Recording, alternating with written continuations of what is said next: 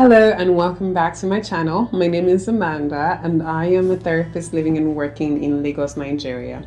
And on my channel, I talk about mental health care and mental illnesses, specifically about depression, anxiety, grief, trauma, and existential crisis. So if you are interested in any of these subjects and you want to get to know more about it, please click the subscribe button down below and the notification bell so that you can know when I release a new video. Okay, so now the last video I made before this was about grief and the different stages of grief. So this video today, I will be talking about the different types of grief, which can be very helpful so that when someone around you has experienced a loss of any kind, maybe the loss of a job, the loss of a loved one, or even the loss of a relationship, and you're grieving through it, you can understand what type of grief they're manifesting, what they're going through, so that you can better be able to support them or to help them. And even for you as well, if you are grieving, it's good for you to understand what your feelings are and what type of grief you may be experiencing so that you do not feel out of place and you know the best way to take care of yourself. So I'm going to go through all the different types of grief, and if you have any questions or you have any particular one that you would want me to go in depth into, please feel free to leave a comment and like this video if you love it, and share it with your friends and your loved ones so that they can be informed as well. Okay, so now the first type of grief I want to talk about is called anticipatory grief. Now, anticipatory grief is grief that is related to impending loss. Now, the person that you're mourning, or rather the person that's sick, that's if you have a loved one or a friend that's experiencing terminal illness and they're about to pass away, they're not gone yet, they haven't left the earth yet, but because you know that they're about to go, the feelings of grief now start to fill you up, because you're thinking about what would life be like without them, how would you move on without them, and that can cause you to feel some kind of extreme anxiety, causing anticipatory grief. I've also found that people who have old parents tend to experience anticipatory grief as well, because you know your parents are going to pass away soon, maybe tomorrow, maybe next year, but they're getting older and you can see them slowly fading away. Maybe they might be ill or they are even healthy, but you just know that death is around the corner. So because of that, you start to mourn your parents before they're actually gone. What you are experiencing is called anticipatory grief. The second type of grief is called normal grief, or also known as uncomplicated grief. Now, this is grief that is defined by the American Psychological Association as lasting for 6 months to about 2 years or even more, following the loss of someone extremely close to you, or even the loss of something or a job or a relationship that was important to you. Now, it differs, the time of normal grief differs across different cultures. Some people may mourn for less than a year, some people may mourn for more than 2 years, but usually it is uncomplicated because it allows you to be able to function and do the things that you need to do while still experiencing the symptoms and the emotions of grief, like numbness and then sadness over a period of time. But what it doesn't do is it doesn't paralyze you and make it difficult for you to go about your daily activities. Now, the third type of grief is called delayed grief. Now, delayed grief means that the onset of grief is delayed due to the person either trying to ignore the feelings because they're not ready to confront it, or they're being raised in a culture and environment that discourages grieving and even the showing of your grief, or even just feeling like you shouldn't grieve for this person and you want to mask those feelings that you have. So because of that, it takes a while for your grief to show and for you to experience the feelings of grief. And usually people that experience delayed grief, what then happens is like something completely unrelated would happen to them. Maybe they end up in like a situation that doesn't make them happy, or a friend hurts their feelings, and that triggers the feeling of grief, and then they start to grieve. So a person can have delayed grief, so they don't grieve immediately they experience the loss. The fourth type of grief is called complicated grief, which is like the opposite of normal grief, which is uncomplicated grief. Now, with complicated grief, the pain is so overwhelming that it prevents the person from going about their daily lives. They experience irrational thoughts, they express avoidant behavior, they may avoid the place where the person used to live or places that they used to go to together, and they have these feeling of hopelessness and a denial or disbelief of the fact that they've lost this person. And if it isn't taken care of, if the person doesn't seek mental health care or they don't speak to somebody about it, this kind of grief can end up developing into self-harm or mental illness like depression or anxiety. All right, the next kind of grief is called inhibited grief. Now, inhibited grief happens when a person avoids facing their loss. Like they do not want to confront the reality of the fact that the person that they love or the relationship that they had has actually ended. So what they do is they try to distract themselves by doing other things. They turn their energy into work, into other relationships, with the hope that they can ignore and hide the feelings just so that they can avoid feeling pain. Now, inhibited grief can result in them feeling exhausted and even manifest in physical health issues like having digestive problems, heart problems, headaches, and even nausea. Now, the sixth type of grief is called chronic grief. Now, chronic grief is prolonged grief that lasts for a long period of time and doesn't seem to reduce in its severity. Now, the thing about normal grief is that when you lose a person, like you lose them today, in about a year or 2 years, time will heal this wound.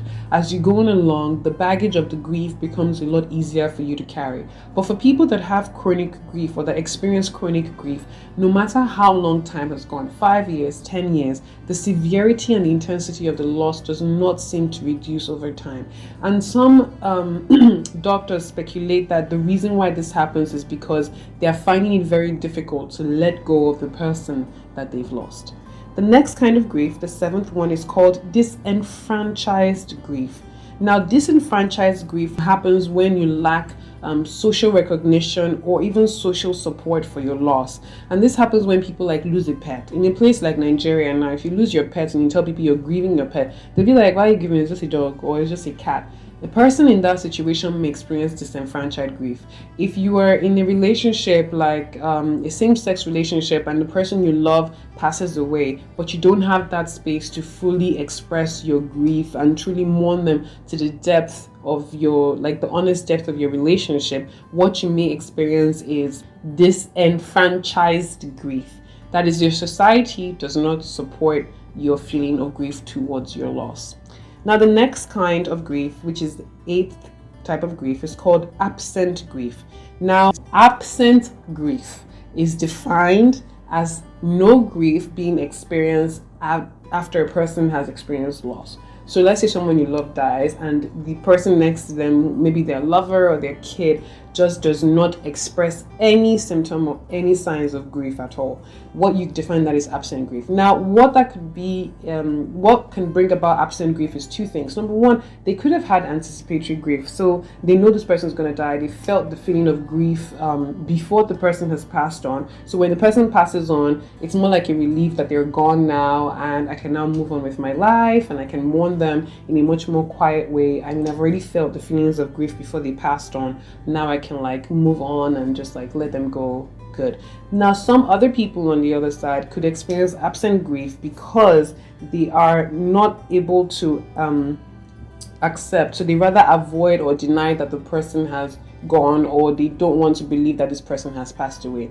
And I can testify to that. I actually did experience a bit of that after my grandfather passed away. I kept thinking of it as, nope, he's not dead. He's probably just still in the village and he's just right there taking care of himself. And I know when I go back, I'll see him, but he actually has passed away. So people can experience absent grief as a result of avoidance of pain or denial of the reality of the person being dead, or because they had anticipatory grief and now the person has passed on, so they can really let them go without feeling grief all over again. Now, the ninth type of grief is called abbreviated grief, which is short-lived grief. So they don't grieve for too long. And people that experience this kind of grief is either that they move on quickly after the person has passed on, or they feel like they should not have to mourn that person for a very long time.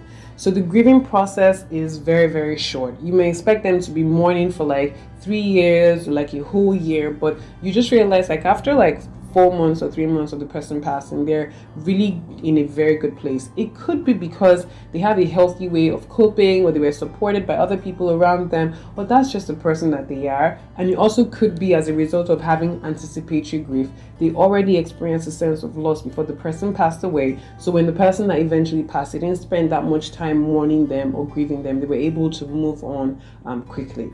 The next type of grief is called collective grief, and this is grief that we all experience as a society. So take for example, when Kobe Bryant died, all of us, many of us who were his fans or people who were touched by his life story, his family, we all experience grief, and it's grief that we experience together. In this time of the pandemic, a lot of us are experiencing collective grief because we're hearing about people passing away in other countries. We know about people around us losing things that matter to them. We can see relationships around us falling apart. The whole 2020 being such a difficult year has brought on a whole lot of collective grief. So if you're feeling a sense of grief, but you know that nothing worth grieving has happened in your immediate environment, it could simply be as a result of the collective grief that we're experiencing as a society and a community. The next kind of grief is called cumulative grief, and this is grief that builds up over time. Now, this grief happens when a person has experienced multiple losses. So they go through, one person has died, another person has died, another person has died, and then they lose something, and that. So it just keeps piling up and piling up and piling up. And it can be described as, or rather called, bereavement overload or grief overload. What happens with people that have this kind of grief is that as time goes on and as each individual loss fades away, the pain of each individual loss fades away, they then develop this overall sense of normality around death and sadness. So you hear them say things like, don't worry, people die anyway, we're all going to die. And they don't really express their grief because grief just seems to be their normal way of existing. And occasionally they have a sense of hopelessness around life, like what is the point of living when we all know we're going to die anyway. The next kind of grief, which is the 12th, is called distorted grief. Now, when a person is experiencing distorted grief, they are usually stuck in the stage of grief called anger. It's perfectly normal for you to feel anger whenever you're grieving a person. You're angry at the world, you're angry at yourself, you're angry at people around you. Anger is perfectly normal. But when it gets to the point where the feeling of anger is lasting for a longer period of time than it should, so the person is angry for like 3 months or 6 months, and then that anger now turns into them harming themselves and even harming the people around them, it becomes a problem. So people who have distorted grief are people who are stuck in that place of anger when they're grieving, and it can end up turning into a mental illness and physical illness for them, and even a physical health issue because they are harming themselves. So they are angry at themselves and angry at the world and taking out on themselves and taking out on the world. The next kind of grief, which is the 13th type of grief, is called masked grief. Now, masked grief is when a person experiencing the grief says that they are not experiencing the grief at all. They deny it completely. And this is more common amongst men because in the society, they are not allowed to fully express their grief. They're not allowed to fully show that they're in pain, that they're suffering, to go through the stages of depression and anger and, bargaining in the fullness of themselves as human beings. Rather, they have to pretend that, Odeshi, not touch me. Now, this is more common amongst men, like I said before, because society is very tough on men when it comes to emotional expression. So what you tend to see with a lot of men is that they experience masked grief. They pretend like, or they rather act like they're not feeling any pain at all.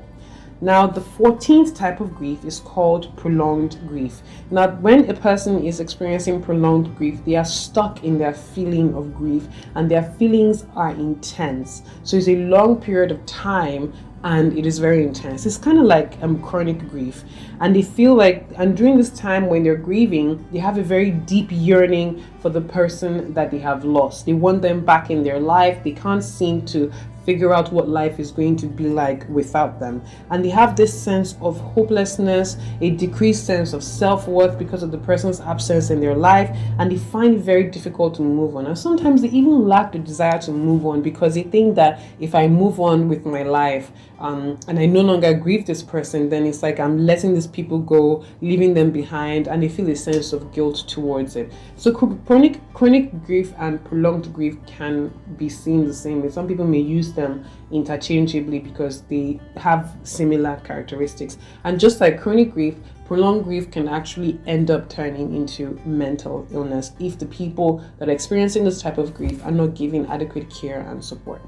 Now, the 15th type of grief is called exaggerated grief. And this is when the reactions to grief, the feelings that you experience when you're grieving, are exaggerated in their experience. It could either be the words you're saying, the thoughts you're having, and the actions that you're experiencing. And because of this overwhelming intensification of your grief reactions, it can worsen over time. It can worsen your feelings of grief over time, then leading you to have thoughts of suicide, drug abuse, feeling a sense of depression, even abnormal fears as a result of the intensity of the feelings that you're having, and even cause psychiatric disorders to emerge. So mental illnesses will now develop as a result of this grief. The 16th type of grief is called traumatic grief. And traumatic grief is when grief happens as a result of a traumatic situation. So like how in Lagos sometimes you're in your car and then your loved one is murdered because they were shot by the police or a trailer dropped on top of them. The story surrounding the loss is a very traumatic one. So as you're dealing with the loss of this person and grieving that, you're also at the same time having to cope with the trauma that has resulted from the way that they died. So it's like trauma, grief at the same time, a traumatic way of dying. Now, the traumatic grief actually affects us as an individual because we then develop trauma as a result of this. So maybe we have fears and we have anxieties, and we try to see if we can find a way to avoid the way the person died in our own life. Some of us may stop going out, may stop meeting people, socializing, because we're so afraid that the way this person went away may even affect us as people. Now, the final type of grief that I'm going to talk about today is called secondary loss.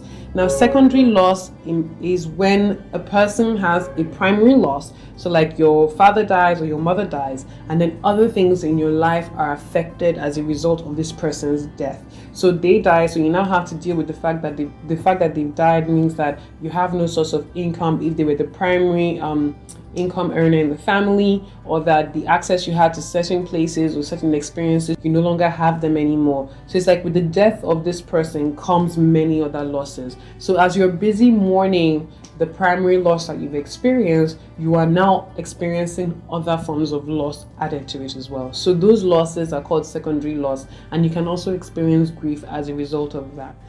Right, so that's all I have for the video today. If you have any questions that have to do with grief, please leave them in the comment section and I will do my best to reply them. If you enjoyed this video, like and subscribe and share it with your loved ones and your friends. And you can also reach me by sending me a DM on my Instagram page or checking out my website to book an appointment with me. My name is Amanda and I will see you in the next video. Thank you.